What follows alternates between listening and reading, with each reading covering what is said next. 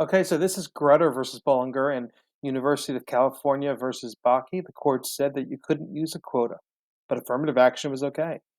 In Gratz versus Bollinger, the same year that this court case was brought to the court said affirmative action's okay, but no rubric. So what happens here?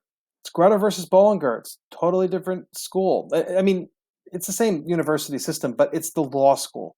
The law school has far fewer applicants. But here's the case.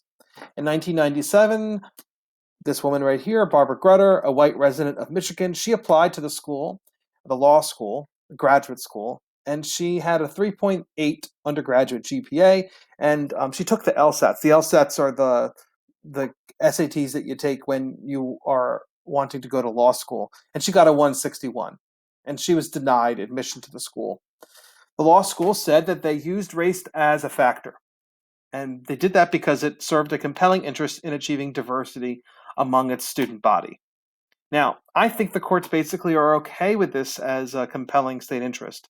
They just didn't like the method that they used in Gratz, where they used a rubric, and they didn't like the quota system, and they didn't actually have a compelling state interest that they defined in that one. This one, they're defining it. It's diversity.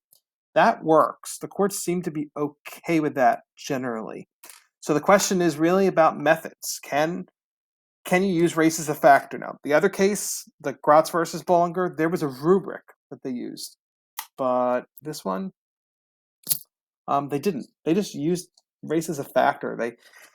I think what happens is that they just sit around, take a look at all the applicants, and then say race is a factor. But they didn't write anything down. It's the law school. They know you're not supposed to write anything down, because if you write something down, it eventually can become revealed, and it could be used against them.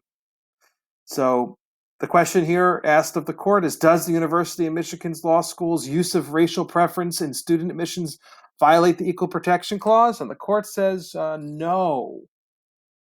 No, it doesn't. Because it's highly individualized.